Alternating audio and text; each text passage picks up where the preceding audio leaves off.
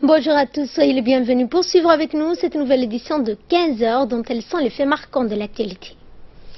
Le vice-président du Somaliland reçu par le chef de l'État.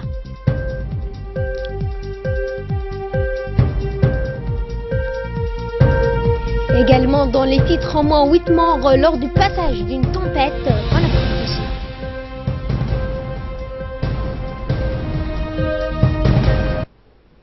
C'était les sommaires, merci de nous rejoindre. Le président de la République Ismaël Omar Guelleh a reçu ce matin au palais présidentiel le vice-président du Somaliland, M. Abdelrahman Abdullah Ismail dit Zailaï.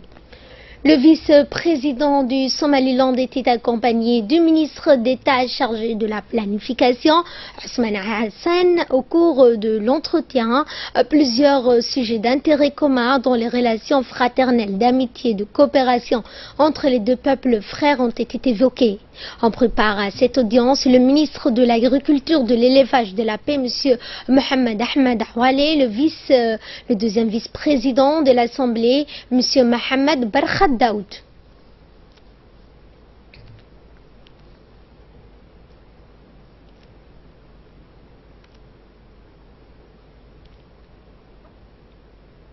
Et à l'issue de l'entretien avec le chef de l'État, le vice-président du Somaliland, M. Abdelrahman Abdullahi, s'est dit donc satisfait des résultats de l'audience. Il a souligné que la République de Djibouti est un voisin et frère.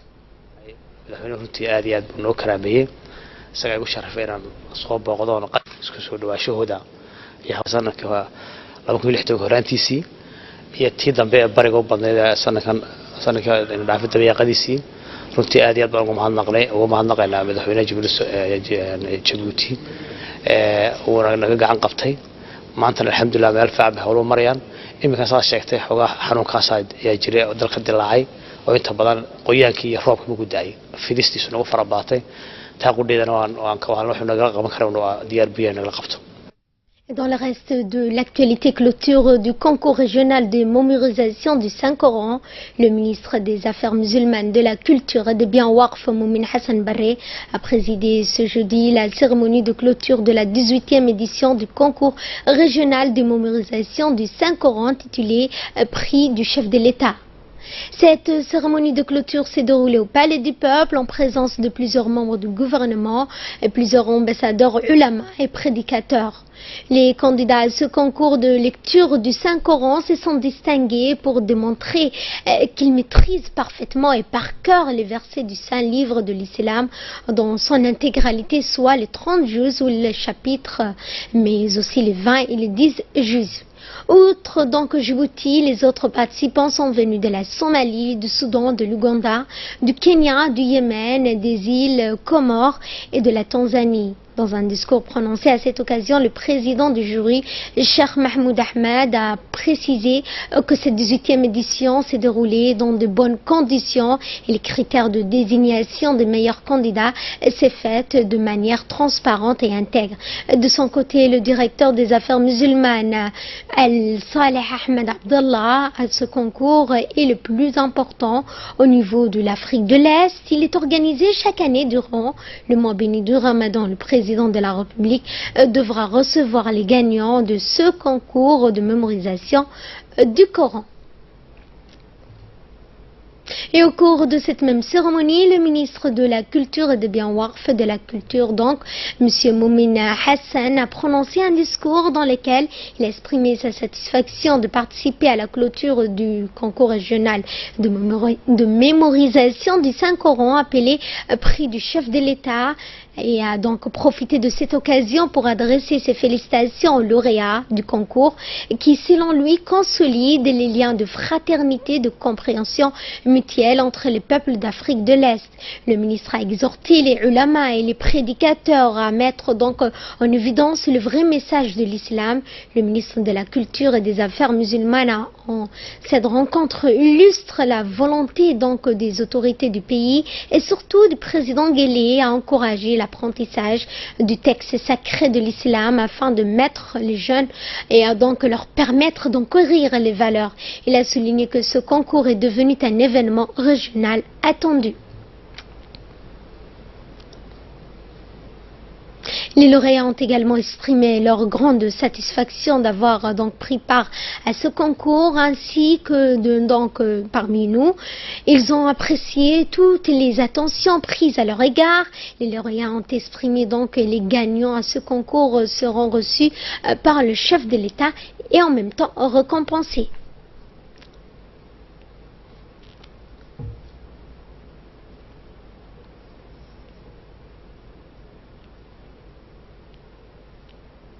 Et ce communiqué qui nous est parvenu de notre ambassade en Inde, l'ambassadeur de Djibouti en Inde, M. Saïd Absiye, a indiqué dans ce communiqué que la République de Djibouti est devenue un membre permanent de l'Alliance solaire internationale qui vise à promouvoir l'énergie solaire. Le siège de cette alliance est basé en Inde. Cette institution accueillera donc les pays membres pour renforcer leur infrastructure et tirer un plus grand bénéfice du solaire. Et de retour à Djibouti, l'INAP a débuté une formation destinée à 140 jeunes et grâce à la coordination de la Chambre du commerce du programme des Nations Unies pour le développement. Cette formation financée par le gouvernement japonais va durer 2 semaines. Elle s'inscrit donc dans le cadre du projet d'appui à l'emploi des jeunes initié par l'ANEFIP. Ce programme est exécuté par le PNUD et la Chambre de commerce. Il est donc entre dans le cadre de la lutte contre le chômage, la formation et l'insertion des jeunes. De cette formation proprement dite a pour principal objectif d'aider les jeunes à acquérir une qualification efficace et comprenant donc une attitude adéquate dans un milieu professionnel. Notons que les 140 jeunes ont été sélectionnés à partir de la base des données de l'Agence nationale de l'emploi. Coordination avec le PNUD. Révolutionnaire en son genre, le projet entend donner aux jeunes demandeurs d'emploi un coup de pouce leur permettant d'acquérir l'expérience professionnelle indispensable d'un côté et de l'autre de mettre à la disposition des employeurs une main-d'œuvre à moindre coût et sans risque qu'ils auront le temps de tester avant toute embauche définitive. Enfin, ce projet préfigure le partenariat public-privé que nous souhaitons tous promouvoir. Comme vous le savez, améliorer l'employabilité des jeunes demandeurs d'emploi est un enjeu primordial pour notre pays et ce programme contribue à rehausser le niveau de compétences des jeunes travailleurs.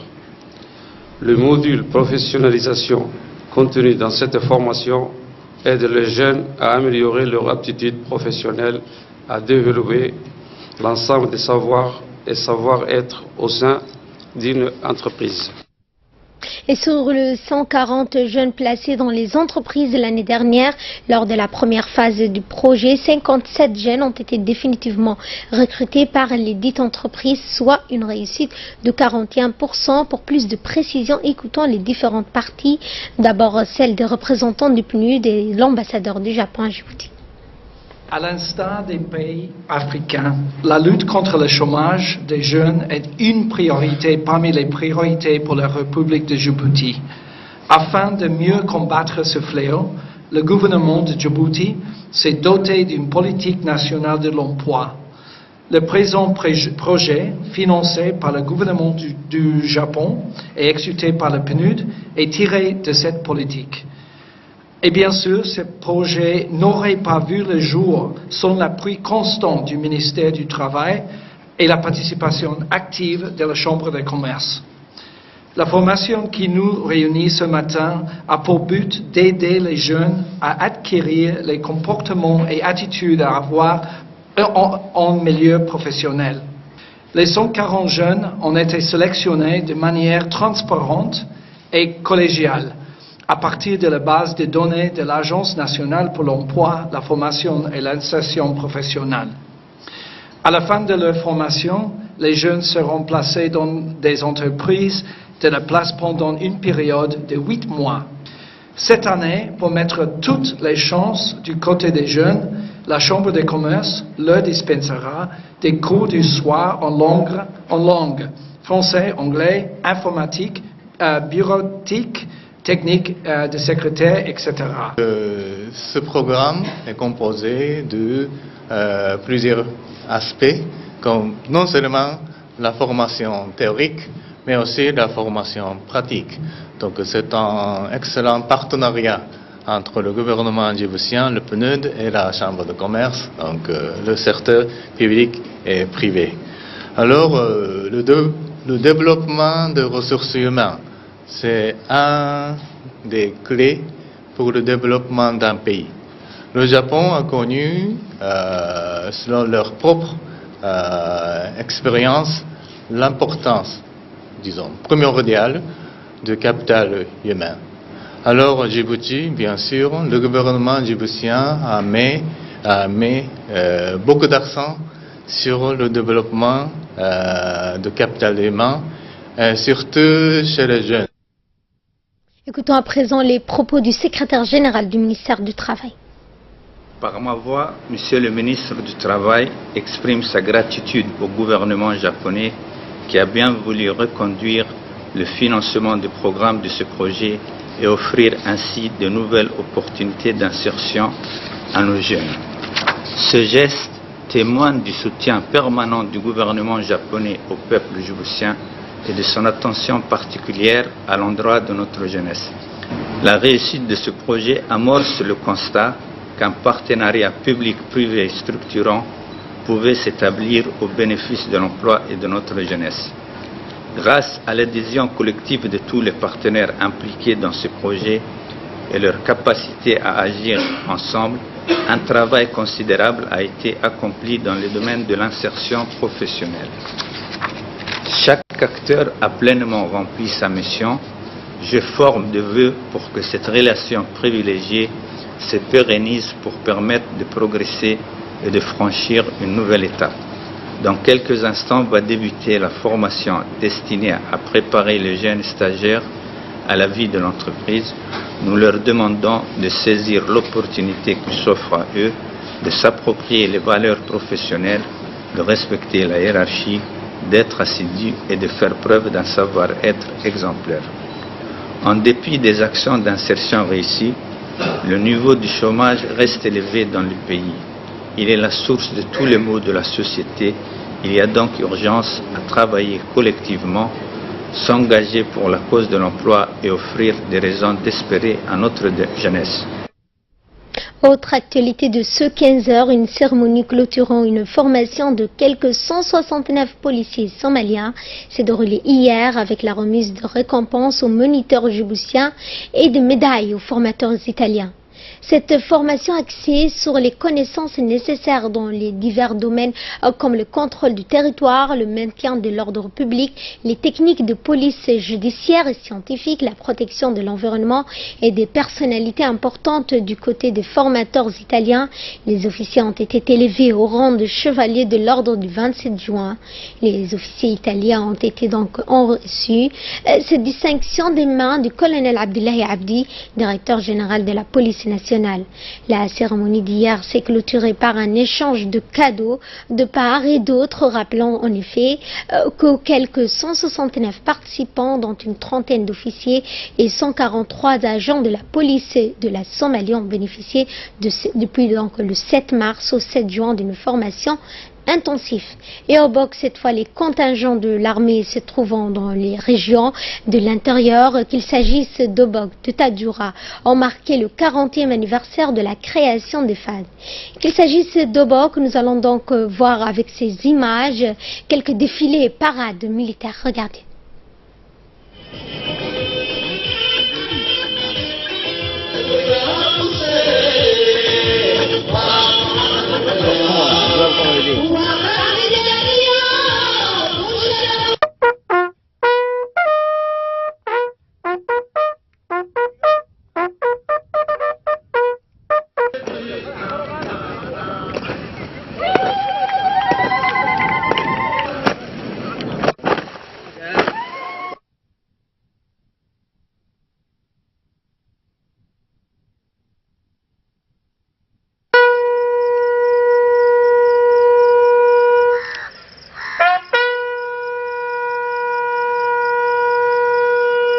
Au moment où nous célébrons notre 40e anniversaire, je voudrais, au nom des forces de défense et de sécurité du pays, et en mon nom personnel, rendre un vibrant hommage à l'égard de son Excellence, M. Ismaël Omar Guelleh, président de la République, chef du gouvernement et chef suprême des armées, pour sa vision éclairée et sa ferme volonté qui a permis à notre pays, jeune pays, de maintenir sa stabilité et d'être aujourd'hui un acteur incontournable dans une région mouvementée. Durant ces années, notre jeune pays a connu une avancée significative, des évolutions fortes, louables, en vue d'atteindre les objectifs de développement et de rester en phase avec l'évolution du monde. Ceci témoigne de la persévérance du peuple djiboutien et surtout de la volonté du président de la République de conduire notre pays à la place importante qu'il occupe aujourd'hui sur la scène internationale. Menimo, Inkitino, Al-Wahda. Vive le peuple djiboutien, vive le président de la République et vive la République de Djibouti. À Douméra, cette fois, nous allons regarder des parades militaires avec ces images.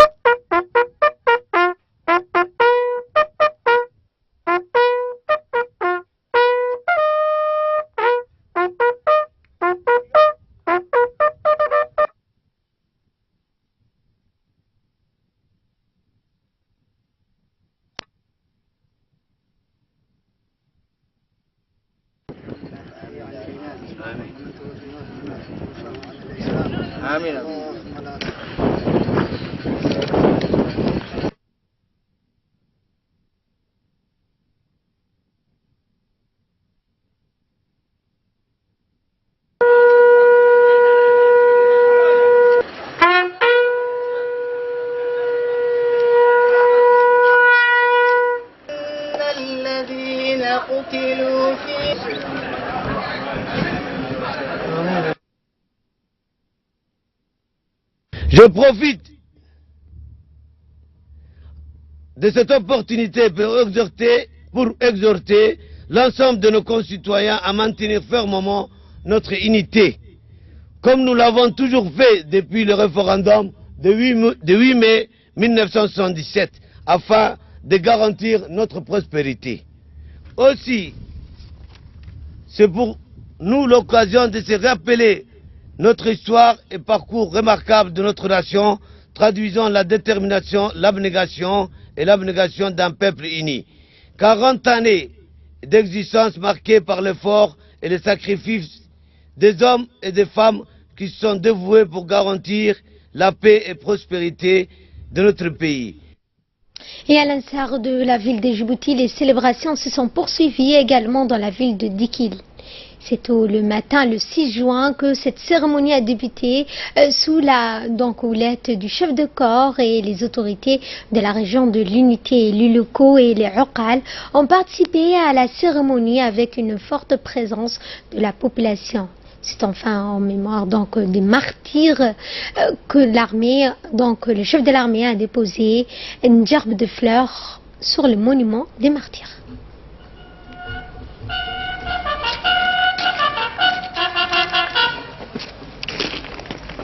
انت سيوت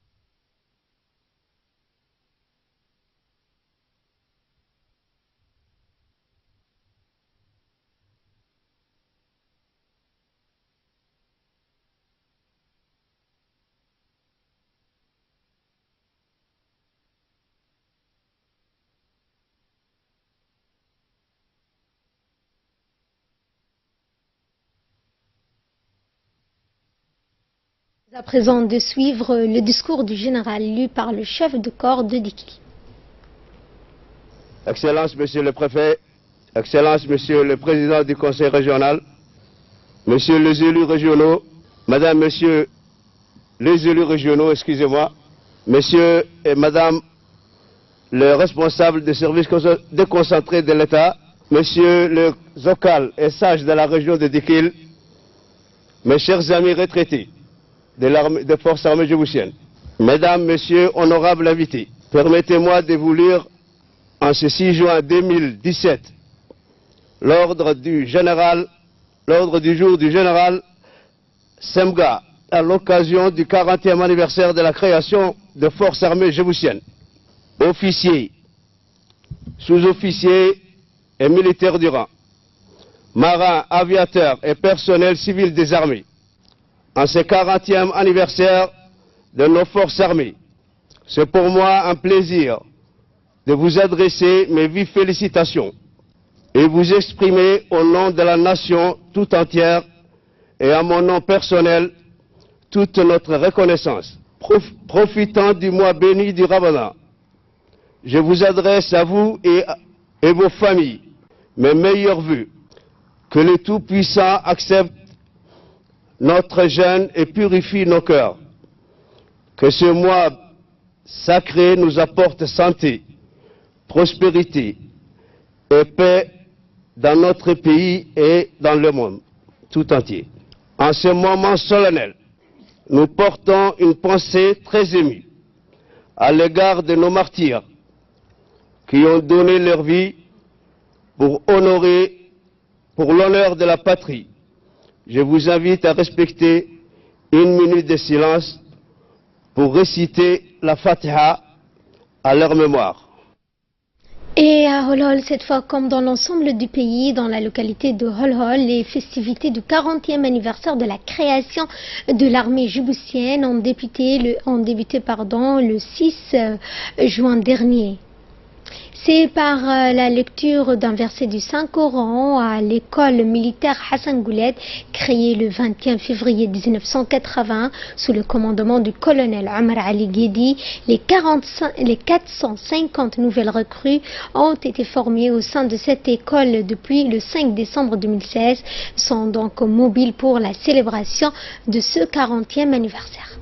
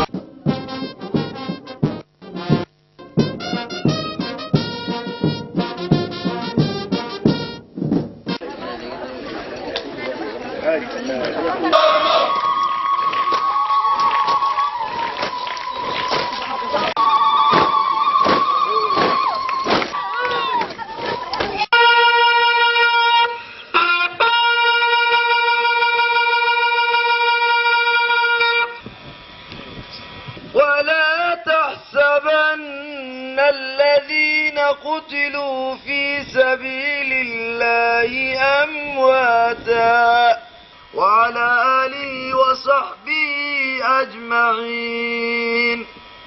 Suivons ensemble à présent le discours du chef de corps.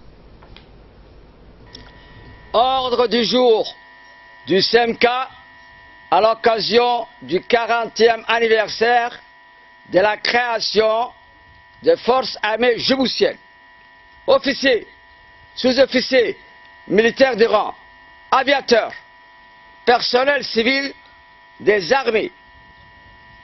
En ce 40e anniversaire de nos forces armées, c'est tout pour moi un plaisir de vous adresser mes vives félicitations et vous exprimer au nom de la nation toute entière et à mon nom personnel toute notre reconnaissance. Profitez du mois béni du Ramadan, je vous adresse à vous et à vos familles mes meilleurs vœux. que le Tout-Puissant accepte notre jeûne et purifie nos cœurs, que ce mois sacré nous apporte santé, prospérité et paix dans notre pays et dans le monde entier. En ce moment solennel, nous portons une pensée très émue à l'égard de nos martyrs qui ont donné leur vie pour l'honneur de la patrie.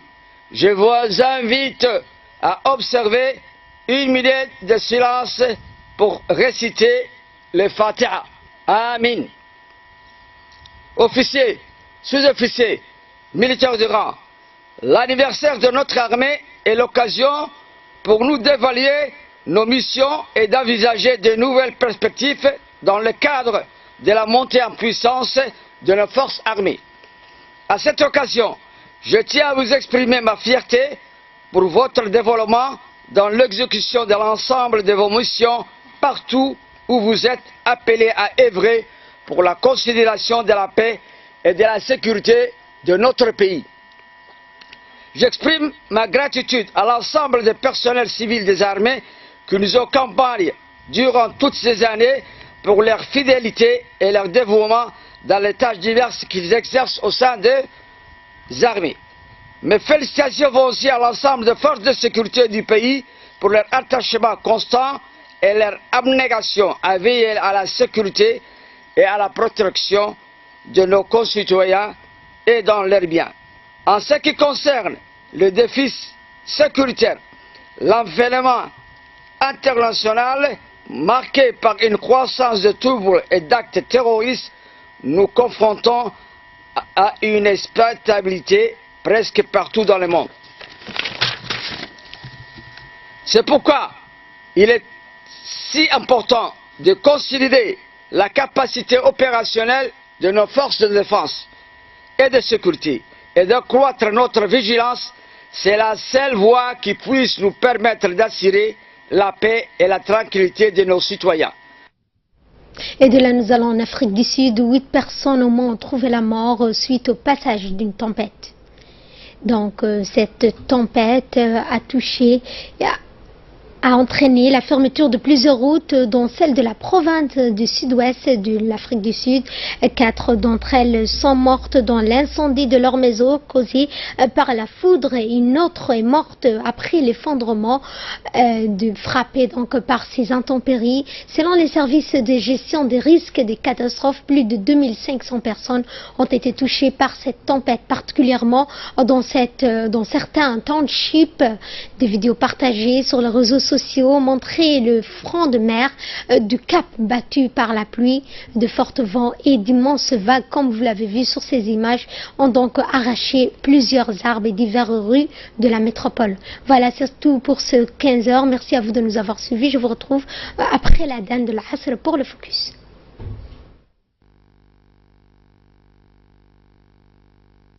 Inna as-salata kanat على المؤمنين كتابا موقوتا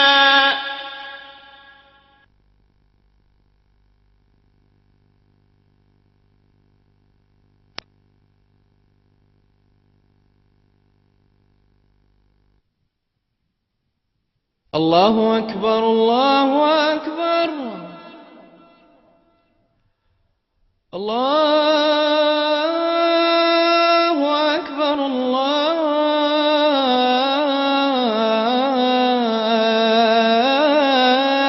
الله أكبر أشهد أن لا إله إلا الله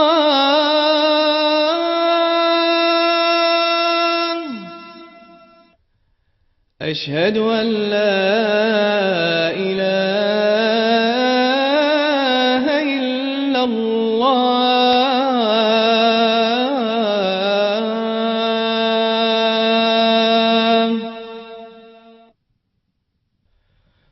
أشهد أن محمدًا رسول الله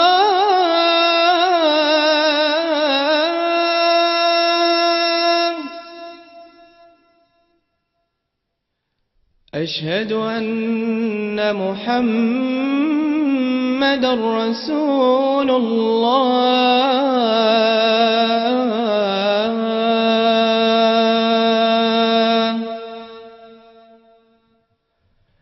حي على الصلاة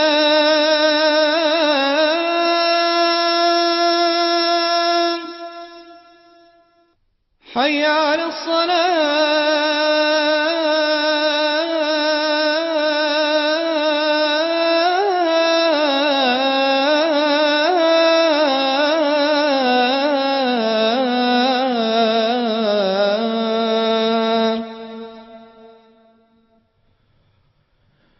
حي على الفلاح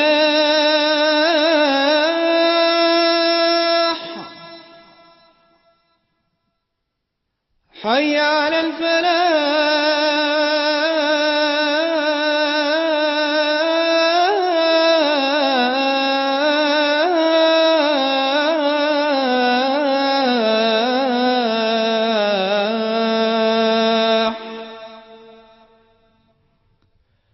الله أكبر الله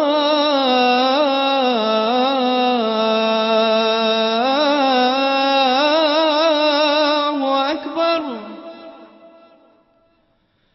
لا إله إلا الله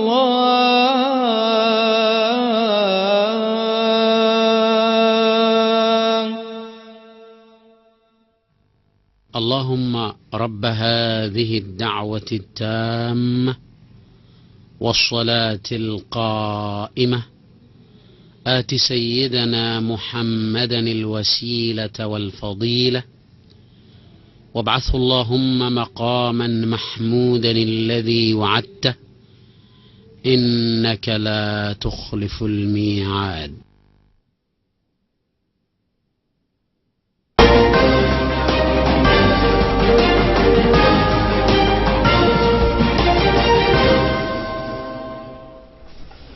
Merci de nous rejoindre pour ce focus avec nous sur ce plateau Ali Abdullahi. Bonjour Ali Abdullahi. Bonjour Fardous. Et nous allons donc parler de la crise dans les pays du Golfe et notamment donc Washington et le Koweït qui multiplient la diplomatie pour arriver à un consensus dans ces pays.